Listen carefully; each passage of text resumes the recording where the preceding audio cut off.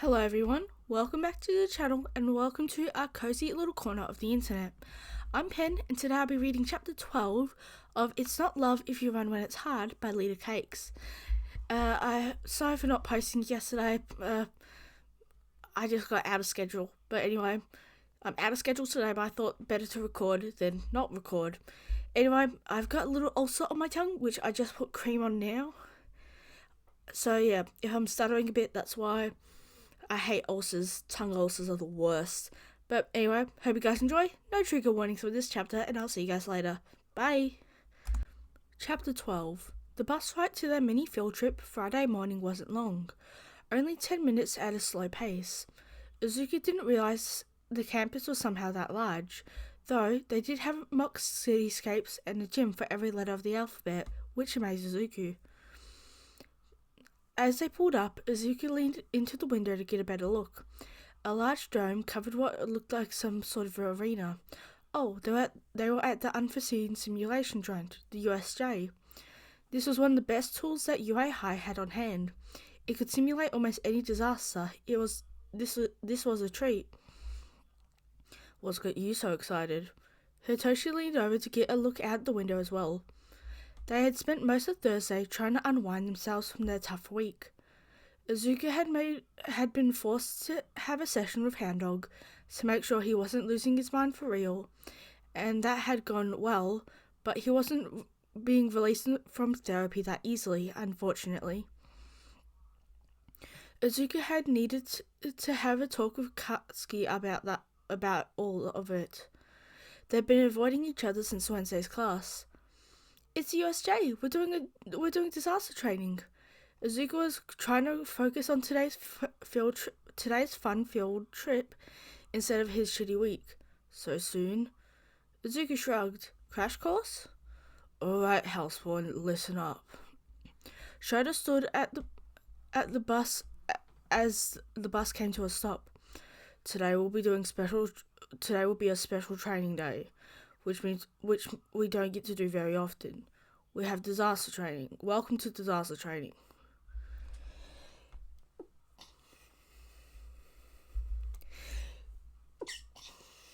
Sorry, I was just sneezing. 13 will be teaching. Behave. Now get your asses off the bus. Move. The whole class burst into movement, knowing better than to delay or disobey a direct order from their teacher. They had changed into their hero suits before leaving, and Izuku got to try his on for the first time. May had insisted on doing all his suit and gear all on her own, and as a result, it had a lot of moving parts and accessories. Izuku was well prepared for anything the world could throw at him, and then some. The suit itself was all black. Combat boots, cargo pants, and a mixed Kevlar tight-fitting t-shirt, and a thin variant of the flak vest with sleeves. Mate had truly outdone herself. There were pockets and everything. She had made him a custom bow staff that collapsed into thirds and hung by a special harness on his belt. His boots had cool knives, those cool knives you saw in spy movies, that came out to the front when he hit the heel in a certain way. May even included several goodies in the pockets of his cargo pants and jacket. Goodies that is, as in miniature explosives and tools that might come in handy while he's doing heroics. Did any of that get approved on his hero sheet? What the adults don't know won't hurt them, right? Right. Good morning, Class 1A. 13 greeted them with a cheerful voice. Izuku had always admired her as a hero. She had an incredibly powerful quirk, and it could be deadly if used incorrectly. But 13 has been a well-respected hero for her entire career thus far, and Izuku appreciated the long list of charity work that she's done too. There might not have been charity work specifically with Quirkless communities, but she did a lot of work for the disabled community in the city. The whole class greeted her back with a dozen different pleasantries. For the most part, a few outliers like Todoroki and Kazuki remained quiet. Hitoshi was still rubbing his face trying to wake up. This trip was instead of class today, so they had just finished breakfast when Schroeder came in and announced they were heading off and to get ready in hero gear. Izuku put his head on Hitoshi's shoulder and yawned. This week had exhausted him. He stayed well away from everyone else, trying to focus on things outside, just to try and focus things outside of his body, and not his crawling skin and aching heart. Welcome to the USJ. Universal Studios Japan? Kirishima asked with a raised hand. 13 deflated a little. No, the unforeseen simulation joint. This huge facility is for simulating almost any kind of disaster you could imagine. Now, let's go. We've got 4 scenarios set up: landslide, flood, mountain, and city ruins.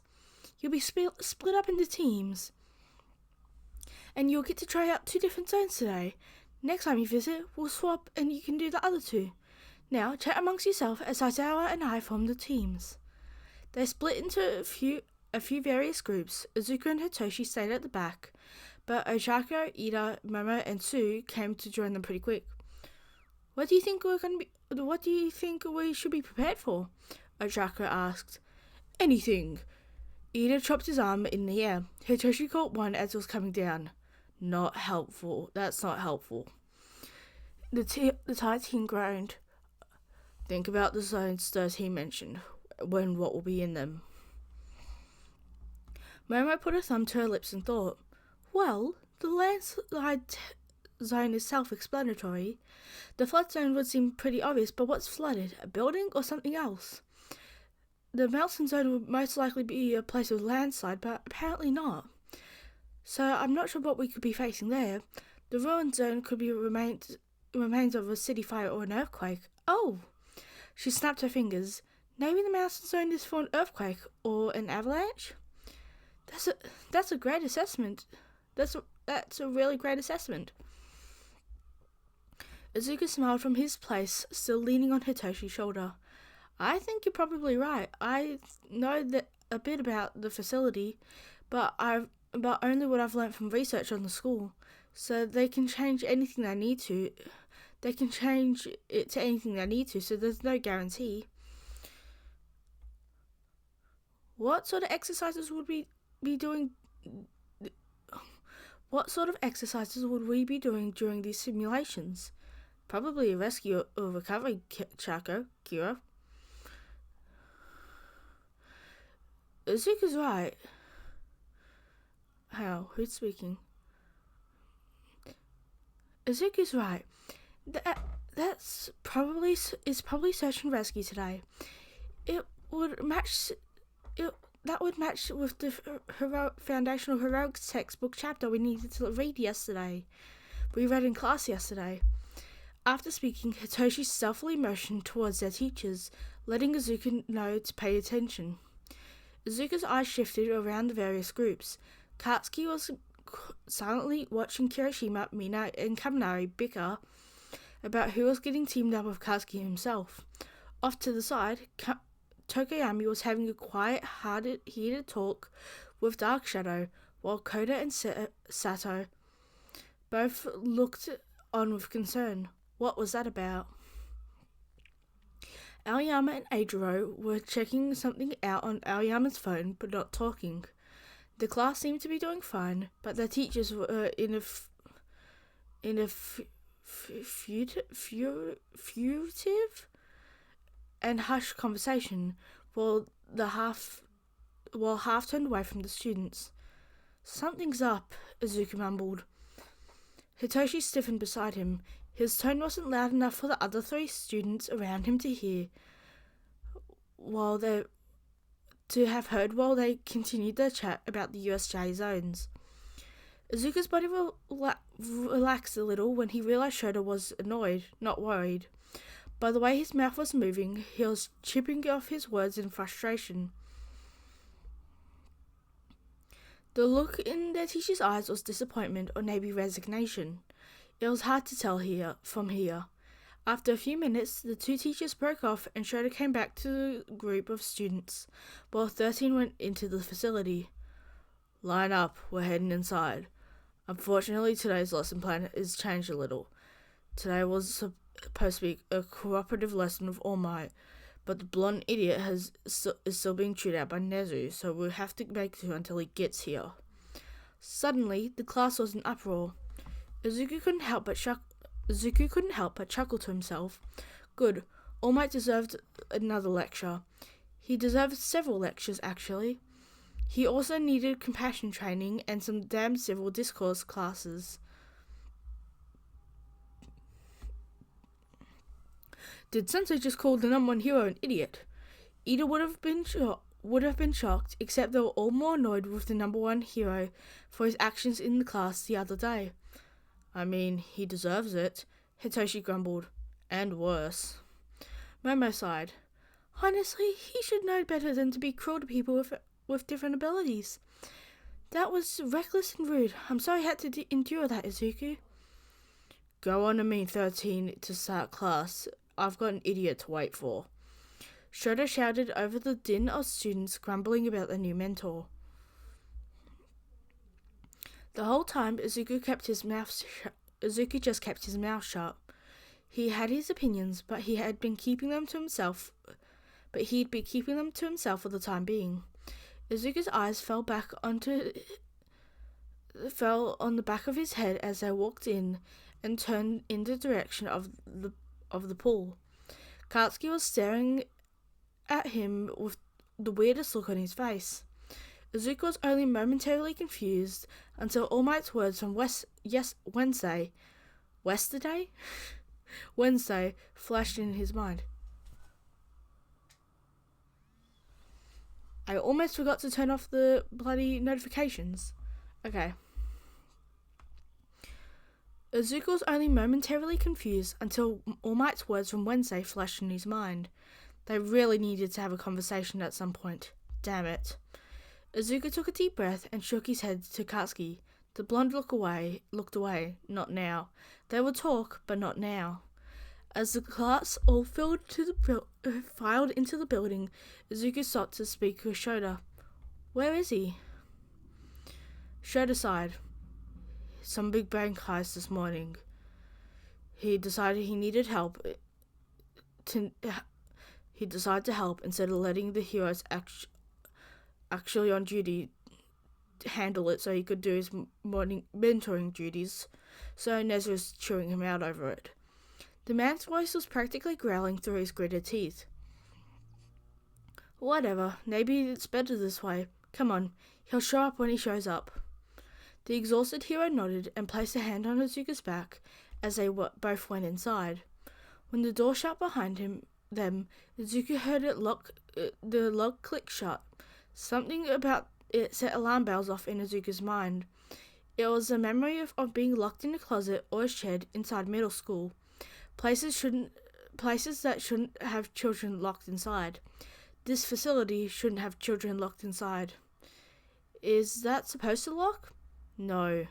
Shota unraveled his capture scarf, immediately on high alert. Well, was this part of the training, Sensei? Mina called, pointing at something down at the central plaza area, which was a large circle with a fountain in between all four zones of the facility. Oh, cool, we get to fight some fake villains? Kirishima threw his fist in the air. Get back! Those aren't actors! It's children, get back! 13 directed them all back towards the door which was now locked. Izuku watched the swirling purple void spit out dozens of villains.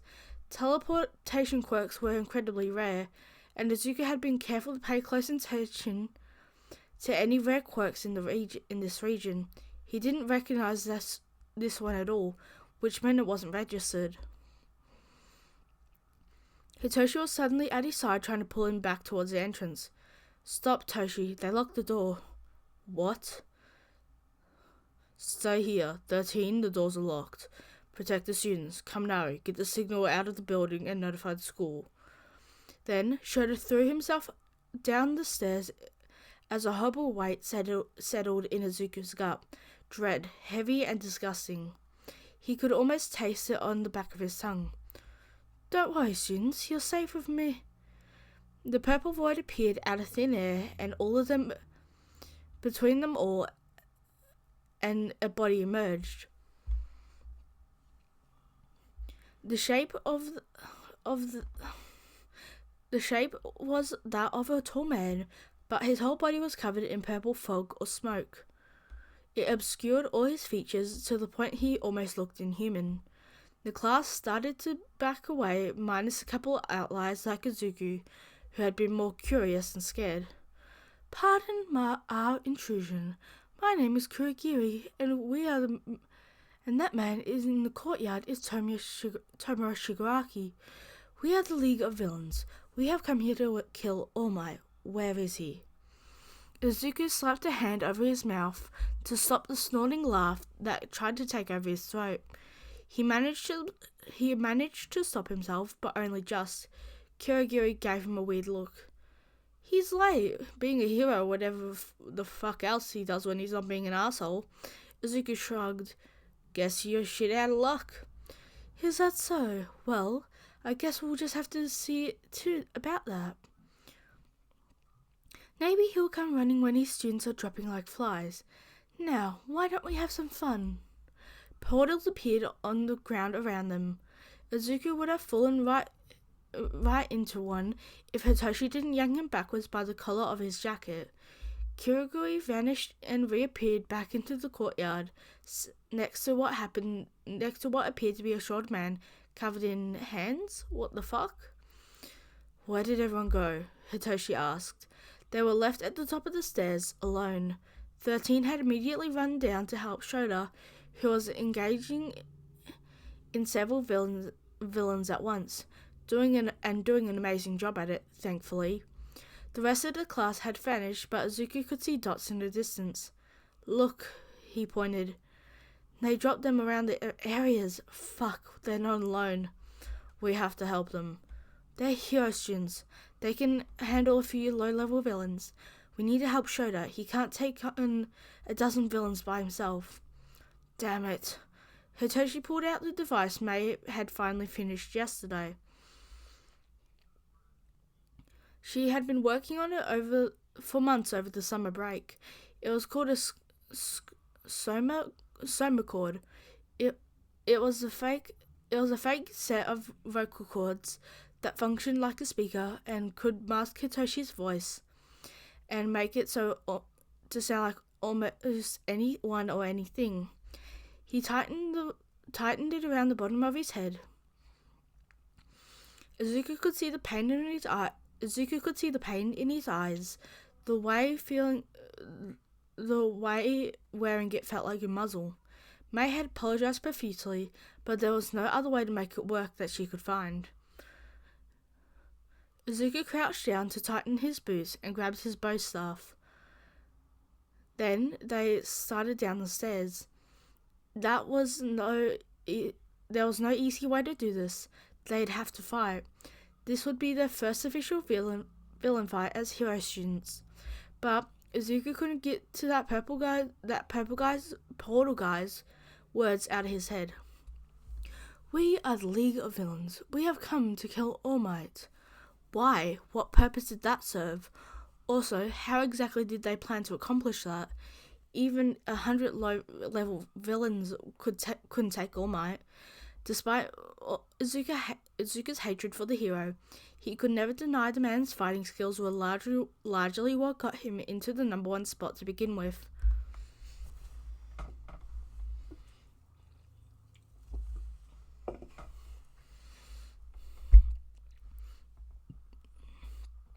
Just as his thoughts were searching for a reason or method, the portal opened down in the courtyard once again.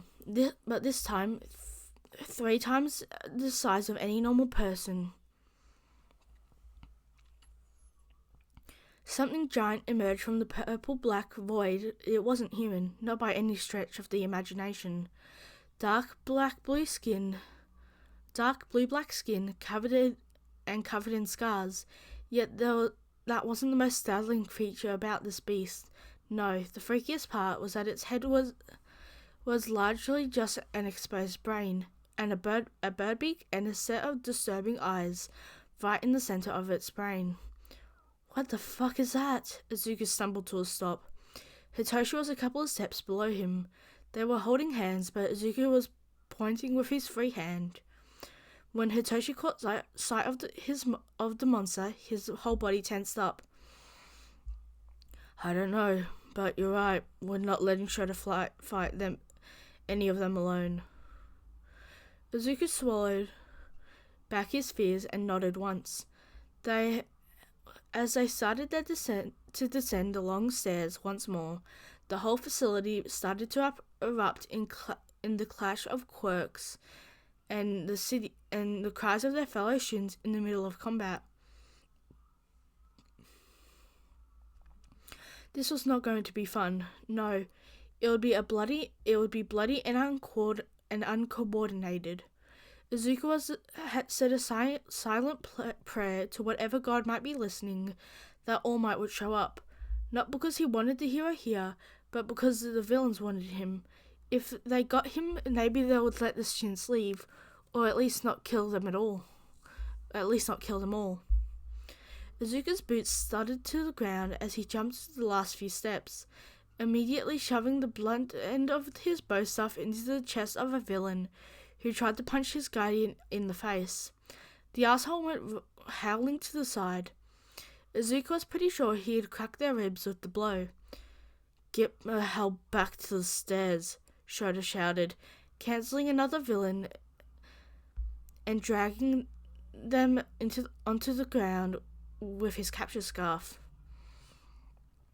Too late, the purple guy threw your hellspawn everywhere, Izuku shouted back over the din of the fighting. Shredder snapped his neck back so fast that it had to hurt. When he turned back, his face was terrified. Even behind his goggles, Izuku could see it. They're fine, Shredder. They can handle a few thugs. Focus on... Something flew past fast enough to knock Izuku halfway across the courtyard. Thankfully, his long slide across the concrete didn't cause any harm, due to the heavily protected fabric May used for his jacket and pants. He came to a stop at Hitoshi's feet. The taller teen was tangled in an arm grapple with a villain who screeched when Toshi twisted his arm backwards and kicked him to the ground. Toshi helped him up. What the hell was that? Hear me! No, that's too much like All Might. Fuck. How do I do Shigaraki's voice? Hear me. Hear me. Hear me. I'm just doing my normal voice. Hear me, a new voice called. I am Tomura Shigaraki. I will be the one who kills All Might. Where is he? Oh, that guy Kurogiri was mentioned was talking. He looked to be in his early 20s, but his whole body was covered in disembodied hands. Why? Seriously, what was up with the hands? Izuku gave him a quick once-over. The guy was pale with light blue hair. His face was obstructed by the disembodied hand, but Izuku could see that his neck was raw. The villain was busy scratching away at the skin, leaving it raw and bloody. Okay, he had dry skin. Did that have something to do with his quirk? More than likely. Something that dried out his skin. The hands could be metaphorical or literal. Did he have a 5-point touch quirk like Ochaku did? That was high on the list of nabies. Izuku made a mental note to not let him touch any of them, just to be safe. Physically, Tomura Shigaraki wasn't impressive. He was a lanky guy. The only villainous thing about him was the disembodied hands, in appearance at least. His voice was also a bit grating, but that wasn't necessarily villainous. Izuku made the leap in assumption that the guy was probably not trained in hand-to-hand combat, like many of his middle school classmates, the ones who had little aspirations. He likely relied on his quirk for everything, including self-defense. Izuku could work with that. He could win a quirkless battle. He just needed Shota to. The scream that echoed around the courtyard shook Izuku to his core. His analysis had pulled his attention away for too long. What he found made his stomach flip when he turned around to his teacher, his guardian. Shota was being held on the ground by the giant beast. One hand was clutching the whole of Shota's head, which had clearly been smacked into the concrete more than once, and the other was twisting the hero's arm in directions it should not be able to achieve. Hitoshi was already scrambling towards the teacher, but Izuku grabbed him. The fuck? Get off of me. We have to help him. We can't fight that thing. Look at him. Izuku's voice was raspy, barely audible to anyone but his boyfriend, but Hitoshi listened. He stopped and searched what Izuku saw. The look on Shota's face was what Izuku was referring to. It was pain-filled but determined. He hadn't blinked. He had not blinked. But that monster holding him, regardless of his quirk, was incredibly strong. It was about 3 times the size of their teacher, and even without any special powers, there was nothing they could do against that kind of strength. Shota caught Izuku's eye and gave him a hard look, one that said, "If you come any closer to this thing, I will kill you myself." Izuku knew better. Where the hell is All Might? Shigaraki stomped his foot on the ground like a child. If he isn't going to come here, I'll just have to kill Eraserhead. No matter how cool he is, what a pitiful party for all you hero brats make. Party? Was he talking about this game like a game of D&D? Disgust and anger coiled in Izuku's gut. This wasn't a fucking game. Shota was one of the first quirked adults in Izuku's life to show him kindness and acceptance. Even when his own mother was still abusing him, there was absolutely no way he was going to let that asshole kill his hero. Fuck. Hitoshi grabbed him by the front of his jacket. Don't, Izuku. We don't know what you can do. Of course, Hitoshi couldn't see the look in his eye. But it was the same look he wore after that chat with Todoroki. The same look he wore after Osamu was injured. The same look when he cursed out All Might. It was the same look he got when he spent all night analysing death arms over summer. Please don't let yourself get killed. I don't plan to, Toshi. Let me go. Keep an eye on Shota. Try and convince the monster to let him go, if it can even talk. Izuku wasn't sure if that was his words or the way he said them. If it was his words or the way that said them got Hitoshi to back off. But whatever it was, the purple teen released him quickly and took 2 steps back. No, Moo, Shigaraki commanded. The beast looked up. So that's what the thing was called. Izuku interrupted by throwing knives from one of the many straps in his pockets May had provided. It landed with a hard thunk on the ground between Shigaraki's feet and where he aimed. It was Shota's insistence that Izuku study knives for his own defense. They hadn't been focusing on it too much, but Izuku wasn't too bad with them for only having a passing amount of training. What the? Oi, hero brat, what's your idea? You got a death wish? Kind of. Izuku waved his hand dismissively. Hopefully, Hitoshi didn't hear that. But that's besides the point. Why do you want to kill All Might? I'm certainly not opposed to the idea, and I have my reasons, believe me. He's a quirkless bastard. Still, I'm really curious. Who do you think you are, brat? The villain leaned closer to pick down the knife. Once all 5 fingers closed around it, the whole thing crumbled to dust. Something had sparked in the back of Izuku's mind. Decay, it whispered. Izuku stepped back, blinked, and tried to process what had just happened. That's right. Run and hide, little heroing, or I'll turn you to dust. Izuku was hardly fazed by another quirked person threatening to kill him. It was Friday, which often meant the worst of his bullying because he wouldn't see his classmates all weekend. Hitoshi had been beaten half to death on a Friday too. If Izuku cowered to the threats on his life at this point, he'd be disappointed in himself. But Shigaraki did have a point. He could turn Izuku to dust if he wasn't careful. Right now, Shota's focus was on the giant Nomu thing, still holding him motionless. Hitoshi was nearby, but not too close to the monster, trying to get the thing to answer him so he could control it. 13 was still fighting and doing her best to keep off the remaining villains and thugs busy in the courtyard. Izuku could tell she was getting tired, so that left Izuku to deal with this dusty bastard. There was no way of telling where all their classmates were, or if they'd have time to wait for any of them to get back to the central plaza to help them. They had their own battle to fight. Izuku took a bow and finally answered Shigaraki's question. Do you want to know who I am? Izuku's bow staff was flipped on the back of his hand and expanded to its full height, about 6.5 feet, which was the longest he could spin, and jammed it into the concrete by his right foot. Shigaraki stood up a bit straighter, sensing the confidence Izuku exuded. I'm nobody, and I'm going to beat your skull into the ground for what you did to Eraserhead.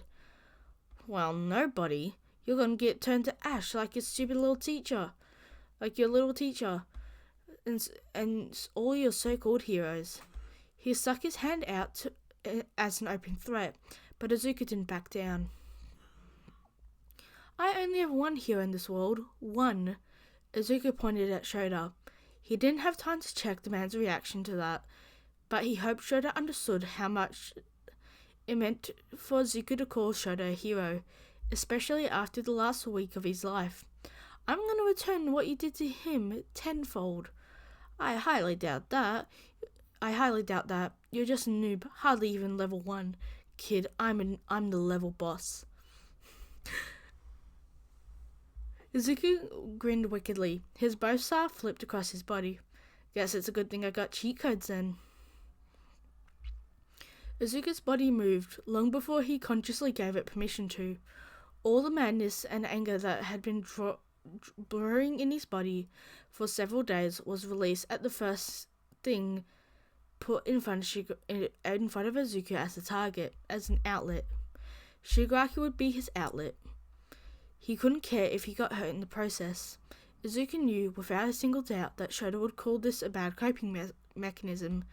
It might even be horrible to take his emotions out on another human being, villain or not, but he didn't care. For the first time in Izuku's life, Izuku was confronted with a bully that he was ready and able to fight. Shigaraki came charging forward with his hands out, palms forward, ready to grab Izuku by the shoulders or maybe the face. Izuku waited to the last minute and stepped to the side. Those hands were going to be more of a detriment to his fighting than they were a scary deterrent. Just as Izuku assumed, the villain stopped where he thought Izuku was and grabbed completely missing. In a rage, he lashed out, swatting and grabbing for Izuku all over. He was following Izuku's feet, which was likely all he could see from that giant hand covering his whole face. So, Izuku gave him something to follow, while his upper body did the complete opposite. You miserable brat, stop jumping around. Yeah, no. Izuku flipped his bow staff to the side, gained some momentum, and smacked the length over Shigaraki's back. Stay down. Izuku took a few steps back, ready for the villain to ignore him. Sure enough, Shigaraki ripped the disembodied hands from his face while climbing back towards his feet. Wow, his face was surprisingly worse without the hands covering the terribly dry skin and red eyes. Izuku tried not to wince, but he failed. Oh, can't hide you here anymore, can't hide your fear anymore, Heroing? No, I'm just wondering who your dermatologist is. No, I'm just wondering who your dermatologist is, so I can recommend that have their license revoked. Don't antagonize the villain, Zoo. Hitoshi called while dodging a huge smack from the Nomi's fist in the concrete. Schroeder was Schroeder was still laying at the Nomi's feet, gritting his teeth with his quirk still active, and directed right at Shigaraki. Oh, good. Izuku had a few moments of safety. What's he gonna do? Decay me? The villain stopped and stared at Izuku. What? Shigaraki squinted at him and glared hard right at his forehead. What? Izuku asked again. Putting his bow staff in front of himself protectively, something about that looks set the hairs on the back of his neck on fire. I never told you my quirk before. How do you know what it's called? Izuku scoffed. Why does that matter? You made dust out of my knife. Your skin's literally about to peel off. I just made a judgment leap. Why am I explaining this to a villain? A leap in logic would have been calling his quirk dust or disintegration. You specifically called it decay. Kurogiri appeared behind Shigaraki, his face still misty and unreadable. It's odd, to say the least. Well, we're not here to stand and talk about my analysis. I am here. Izuku groaned loudly. Great. All Might. Just what they needed. Actually, that was a great idea. Izuku had bolted back across the courtyard to Hitoshi and Shota. Nomu, kill All Might, Shigaraki shouted. Izuku had to duck and roll when the two giants clashed right at the center of the courtyard. The force of All Might shadow clashing with the Nomu monster sent him sprawling across the ground and right into the fountain. Izuku. Hitoshi landed on the ground next to him, having lost his footing in the same blast that put Izuku on his ass. Shit, we need to get out of here. No shit. I don't feel like getting caught in that blonde asshole's crossfire for a second time in the same year. They both helped each other up and jogged with their heads down under the blasting hits from All Might and the Nomu behind them. It took far longer than they would have liked to get back to Shota, but they managed. Shit, what did that thing do to you? Izuku grabbed Shota's torso. Hitoshi went for his good arm, and they both managed to pick him up off the ground with only a couple of cries in pain. Fuck. Get us away from that. It has way too many quirks for me to stop. What? Hitoshi sobbed. How is that possible? I don't know, just move. Shota shouted over the battle behind them. Izuku and Hitoshi pushed themselves hard against the wind tunnel All Might had created. Izuku refused to look back at the battle. The reminder of his struggle against the sludge villain was too close, too real. So, instead, he stared at the ground so he didn't trip up the steps. At the top, they all collapsed as carefully as they could not to jostle Shota's broken body. Izuku finally took an analytical look at his guardian. The man's right arm looked crushed and twisted in the wrong way. There was also a rather large gash on his forehead, right under his eye. Shota? Izuku set his arms on his knees and tried to keep his breathing steady. The wounded hero looked up at him from the spot laying on the ground between the two teens. Something weird happened. Weird how? Hitoshi asked, sitting himself upright. Hang on, go grab a drink.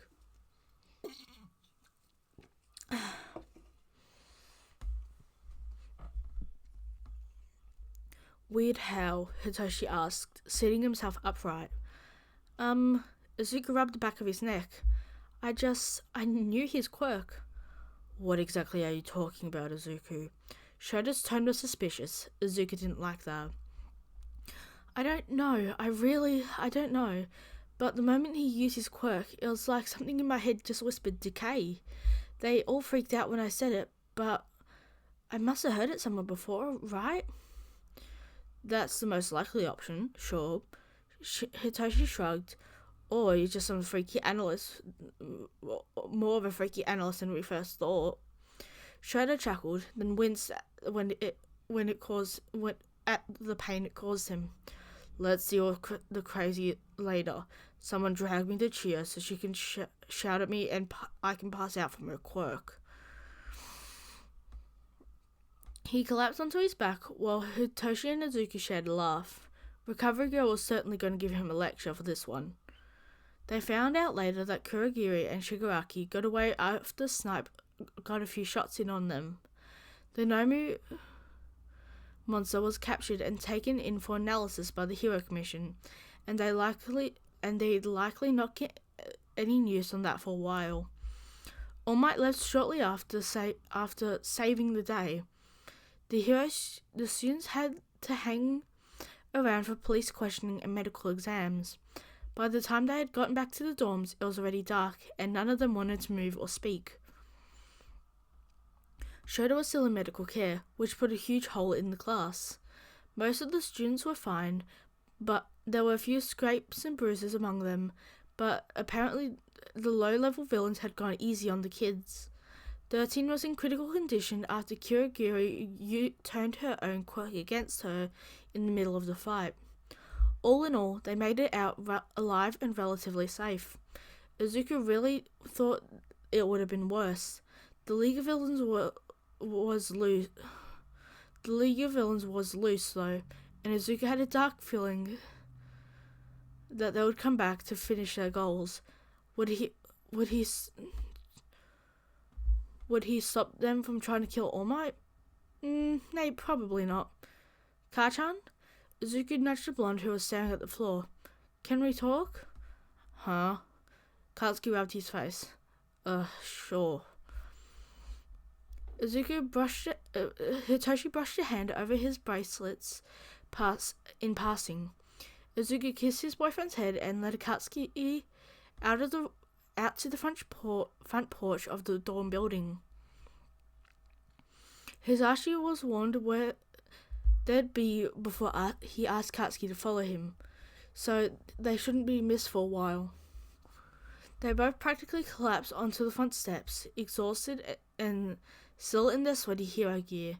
None of them had the energy to change yet. They were anxiously waiting for updates on their teachers. What's up, nerd? Izuku sighed. We need to talk about what All Might said to you about me. What is there to say? He's an asshole. Fuck him. He was wrong. Yeah, Izuku grumbled, but he sighed. It affected you, clearly. But his bullshit didn't affect me. Fuck off. Again, he sighed. Katsuki, please. The blonde deflated at the sound of his own name. All bravado gone and his shoulders slumping. Yeah, that's what Izuku thought. Katsuki was still thinking about those awful words, about what they truly meant. Sensei used to say the same things back then. Katsuki started. Izuku lifted his eyes to find Katsuki staring at the sidewalk. When you weren't around, he'd tell me my attitude. When you weren't around, he'd tell me my attitude was disruptive and annoying. He told me to take it out on something so I wouldn't bother him. He told me to take it out on you, so I did. Izuku rubbed a hand over his face, as if that could rub away all the exhaustion and sorrow buried deep inside his chest. Shota said Kiri and Aida had to hold you back. No. Shota said Kira and Ida had to hold you back. I wanted to put a hole in his stupid fucking face. Izuku chuckled. Sounds about right. The fucker deserved it. Yeah, Izuku agreed. He does, but if you do that, you'd lose your shot at being a pro. But if I did, you'd have one less corrupt hero to take down. Why did my voice turn so deep doing Katsuki's voice? It's slowly gotten deeper. Okay, it's just the final stretch. They shared a knowing look before they broke into soft, exhausted laughter. Izuku tilted his head up to the sky for a moment. The sun had set, but it was too cloudy to see the stars.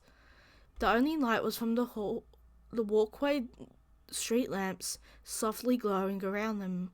He really wanted a cigarette now.